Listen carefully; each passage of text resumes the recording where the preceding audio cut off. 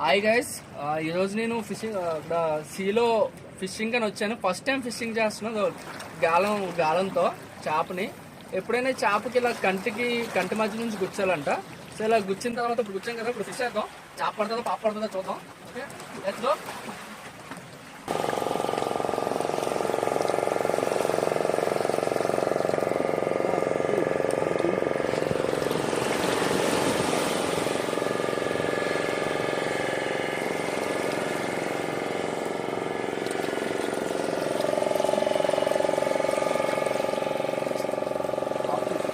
Guys ఏదో పడినట్టుంది, టైట్గా అయిపోయింది తాడంతా. చూసేది అంత టైట్గా అయిపోయిందో.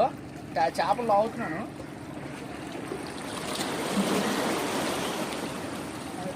అదే పెద్ద చేప అనుకున్నాను, కానీ చూడండి చూడండి చూడండి కిందకి. వాడు చేప దీనికి చుట్టుకుపోయింది, అందుకే మనకి ఇది వచ్చింది.